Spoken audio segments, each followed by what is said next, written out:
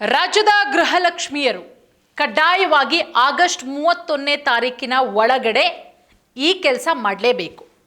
ನೀವೇನಾದರೂ ಈ ಕೆಲಸ ಮಾಡಲಿಲ್ಲ ಅಂತ ಹೇಳಿದ್ರೆ ರಾಜ್ಯದ ಗೃಹಲಕ್ಷ್ಮರಿಗೆ ಬರ್ತಾ ಇರುವಂತಹ 2,000 ರೂಪಾಯಿ ಹಣ ಬರಲ್ಲ. ಕರ್ನಾಟಕ ಸರ್ಕಾರ ಗೃಹಲಕ್ಷ್ಮಿ ಯೋಜನೆ ಅಡಿ ಪ್ರತಿ ತಿಂಗಳು 2,000 ರೂಪಾಯಿ ಹಣದ ಸೋರಿಕೆ ಅಥವಾ ನಕಲಿ ಫಲಾನುಭವಿಗಳನ್ನು ತಡೆಯೋದಕ್ಕೆ ಒಂದಷ್ಟು ರೂಲ್ಸ್ಗಳನ್ನು ಮಾಡ್ತಾ ಇದೆ. ಇತ್ತೀಚೆಗೆ ಗಮನಿಸಬಹುದು, ಹೊಸ ರೂಲ್ಸ್ಗಳು ಬಂತು.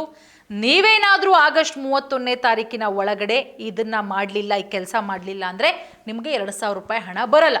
ಈಗ ಆಲ್ರೆಡಿ ಒಂದಷ್ಟು ಜನರಿಗೆ ಸಾಕಷ್ಟು ತಿಂಗಳುಗಳಿಂದ ಬರ್ತಾ ಇಲ್ಲ. ಒಂದಷ್ಟು ಜನ ಹೊಸದಾಗಿ ಅಪ್ಲೈ ಕೂಡ ಮಾಡ್ತಾ ಇದ್ದಾರೆ.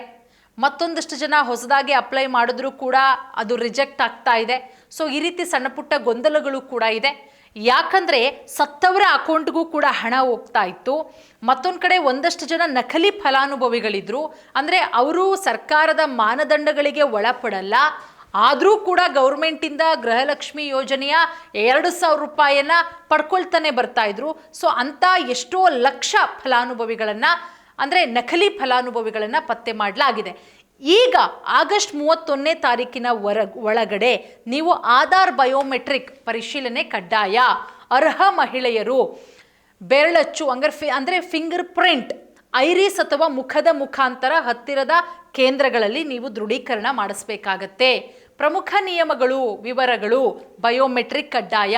ನೋಡಿ, ನಕಲಿ ಮತ್ತು ಅನರ್ಹರ ಖಾತೆಗೆ ಹಣ ಹೋಗೋದನ್ನು ತಡೆಯೋದಕ್ಕೆ ಫಿಂಗರ್ ಪ್ರಿಂಟ್ ಅಥವಾ ಬಯೋಮೆಟ್ರಿಕ್ ಪರಿಶೀಲನೆ ಕಡ್ಡಾಯ ಮಾಡಲಾಗಿದೆ. ನೀವು ಇದನ್ನು ಮಾಡಿಸ್ಲೇಬೇಕು. ಎಲ್ಲಿ ಮಾಡಿಸ್ಬೇಕು ಮೇಡಮ್? ಹತ್ತಿರದ ಬೆಂಗಳೂರು ಒನ್ಗೋಗಿ, ಗ್ರಾಮ ಒನ್ಗೋಗಿ, ಸೇವಾ ಕೇಂದ್ರ ಹೋಗಿ ಅಥವಾ ಬಾಪೂಜಿ ಸೇವಾ ಕೇಂದ್ರಗಳಿಗೆ ನೀವು ಭೇಟಿ ಕೊಟ್ಬಿಟ್ಟು ಬಯೋಮೆಟ್ರಿಕನ್ನು ಪೂರ್ಣಗೊಳಿಸಬೇಕು. ಎಷ್ಟಾಗುತ್ತೆ ಮೇಡಮ್ ಖರ್ಚು? ತುಂಬ ಆಗ್ಬಿಡುತ್ತಾ?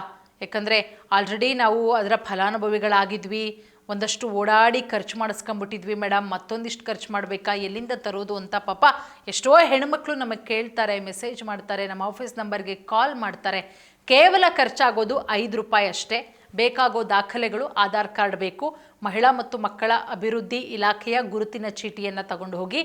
ಆಮೇಲೆ ಅನರ್ಹರ ನಾಮಪಟ್ಟಿಯನ್ನು ಆಲ್ರೆಡಿ ರದ್ದು ಮಾಡಲಾಗಿದೆ. ಯಾರಂದರೆ ನೀವೇನಾದರೂ ಟ್ಯಾಕ್ಸ್ ಪೇಯರ್ ಆಗಿದ್ದರೆ, ತೆರಿಗೆ ಪಾವತಿ ಮಾಡ್ತಾ ಇದ್ದರೆ, ಸರ್ಕಾರಿ ನೌಕರರ ಕುಟುಂಬದಲ್ಲಿ ಮತ್ತು ತೀರು ಹೋದವರ ಹೆಸರುಗಳು ಈ ಪರಿಶೀಲನಾ ಅಭಿಯಾನದ ಮುಖಾಂತರ ತೆಗೆದು ಹಾಕಲಾಗುತ್ತೆ. ನಾನು ಆಗಲೇ ಹೇಳಿದೆ, ಆಗಸ್ಟ್ 31ನೇ ತಾರೀಕಿನ ಒಳಗಡೆ ಬಯೋಮೆಟ್ರಿಕ್ ಕಡ್ಡಾಯ. ಮಾಸಿಕವಾಗಿ 2,000 ರೂಪಾಯಿ ಹಣವನ್ನು ಪಡಿಬೇಕು ಫಲಾನುಭವಿಗಳು, ಮಹಿಳೆಯರು. 1 ತಿಂಗಳ ಒಳಗಡೆ ನೀವು ಬಯೋಮೆಟ್ರಿಕ್, ಅಂದರೆ ಈ ತಿಂಗಳ 31ನೇ ತಾರೀಕಿನ ಒಳಗಡೆ ಮಾಡಬೇಕು.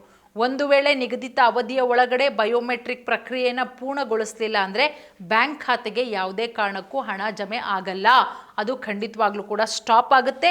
ಇದು ಸರ್ಕಾರ ಹೊರಡಿಸಿರುವಂತಹ ಆದೇಶ. 5 ರೂಪಾಯಿ ಕೊಟ್ಬಿಟ್ಟು ಕೆಲಸ ಮಾಡಿ. ಫಲಾನುಭವಿಗಳ ಬ್ಯಾಂಕ್ ಖಾತೆ ಆಧಾರ್ ಲಿಂಕ್ ಸರಿಯಾಗಿದೆಯಾ ಅನ್ನೋದನ್ನು ಖಚಿತಪಡಿಸ್ಕೊಳ್ಳಿ. ಇನ್ನು ಈ KYC ಪ್ರಕ್ರಿಯೆಗೆ ನೆರವಾಗುತ್ತೆ. ಫಲಾನುಭವಿಗಳು ತಮ್ಮ ಹತ್ತಿರದ ಯಾವುದಾದ್ರೂ ಒಂದು ಸರ್ಕಾರಿ ಸೇವಾ ಕೇಂದ್ರಕ್ಕೆ ಭೇಟಿ ಕೊಡಿ. ಈ ಪ್ರಕ್ರಿಯೆಯನ್ನು ಸುಲಭವಾಗಿ ನೀವು ಪೂರ್ಣ ಮಾಡಬಹುದು. ಈ ಬಯೋಮೆಟ್ರಿಕ್ ಪ್ರಕ್ರಿಯೆ ಪೂರ್ಣಗೊಳಿಸೋದಕ್ಕೆ 5 ರೂಪಾಯಿ ಶುಲ್ಕವನ್ನು ಕೂಡ ನಿಗದಿ ಮಾಡಲಾಗಿದೆ. ಯಾರು 500 ರೂಪಾಯಿ 1,000 ರೂಪಾಯಿ ಕೇಳಿದ್ರೆ ನೀವು ಅಂಥವರ ವಿರುದ್ಧ ಕಂಪ್ಲೇಂಟ್ ಕೂಡ ಮಾಡಬಹುದು. ಈಗಾಗಲೇ ಆಧಾರ್ ಜೊತೆಗೆ ID ಕೂಡ ಕಡ್ಡಾಯ. ಗೃಹಲಕ್ಷ್ಮಿ ಯೋಜನೆಯಲ್ಲಿ ಮೇಜರ್ ಸರ್ಜರಿ ರಾಜ್ಯದಲ್ಲಿ 1.30 ಕೋಟಿ ಗೃಹಲಕ್ಷ್ಮಿ ಫಲಾನುಭವಿಗಳು.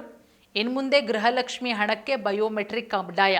ನೀವೆಲ್ಲಿ ಹೋಗಬೇಕು ಮೇಡಮ್, ಎಲ್ಲಿ ಮಾಡಿಸ್ಕೋಬೇಕು? ನಾನು ಆಗಲೇ ಹೇಳಿದೆ, ಇನ್ನೊಂದು ಸಲ ಹೇಳ್ತಾ ಇದ್ದೀನಿ. ಬೆಂಗಳೂರು ಒನ್ಗೋಗಿ, ಗ್ರಾಮ ಒನ್ಗೋಗಿ, ಸೇವಾ ಕೇಂದ್ರಕ್ಕೆ ಹೋಗಿ, ಬಾಪೂಜಿ ಸೇವಾ ಕೇಂದ್ರಗಳಲ್ಲಿ ಬಯೋಮೆಟ್ರಿಕ್ ಪ್ರಕ್ರಿಯೆ ನಡೆಯುತ್ತೆ. ಬಯೋಮೆಟ್ರಿಕ್ಗೆ ಆಧಾರ್ ಕಡ್ಡಾಯ, ಜೊತೆಗೆ ಮಹಿಳಾ ಇಲಾಖೆ ಕೊಟ್ಟಿರೋ ID ಕೂಡ ಕಡ್ಡಾಯ ಆಗುತ್ತೆ. ಬಯೋಮೆಟ್ರಿಕ್ಗೆ ಜಾತಿ ಸರ್ಟಿಫಿಕೇಟನ್ನು ಕೊಡಲೇಬೇಕು. ಗೃಹಲಕ್ಷ್ಮಿ ಫಲಾನುಭವಿಗಳು ಸೇವಾ ಕೇಂದ್ರಗಳಿಗೆ ಹೋಗಿ ತಮ್ಮ ಹೆಬ್ಬೆಟ್ಟನ್ನು ಕೊಡಿ, ಫಿಂಗರ್ ಪ್ರಿಂಟ್, ಕಣ್ಣುಗಳು ಅಥವಾ ಫೇಸ್ ಸ್ಕ್ಯಾನ್ ಮಾಡಿಸ್ಬೇಕು. ನೀವು ಪರಿಶಿಷ್ಟ ಜಾತಿ ಅಥವಾ ಪಂಗಡಕ್ಕೆ ಸೇರಿದರೆ RD ನಂಬರ್ ಕಡ್ಡಾಯ. ಜಾತಿ ಸರ್ಟಿಫಿಕೇಟ್ನಲ್ಲಿರೋ RD ನಂಬರ್ ಕೊಟ್ಟು ಸಂಪೂರ್ಣ ಫಾರ್ಮ್ ತುಂಬಿದ ನಂತರ ನಿಮಗೆ ಗೃಹಲಕ್ಷ್ಮಿ ಯೋಜನೆ ಖಂಡಿತ ಹಣ ಬರುತ್ತೆ. ಯಾರ್ದೆಲ್ಲ ಸ್ಟಾಪ್ ಆಗಿದೆ ಇಮಿಡಿಯೇಟಾಗಿ ಹೋಗಿ ನೀವು 31ನೇ ತಾರೀಕಿನ ಒಳಗಡೆ ನಾನು ಹೇಳಿದ ಕೆಲಸ ಮುಗಿಸ್ಕೊಂಡ್ರೆ ಖಂಡಿತವಾಗ್ಲೂ ಕೂಡ ನಿಮಗೆ ಮತ್ತೆ 2,000 ರೂಪಾಯಿ ಹಣ ಬರುತ್ತೆ.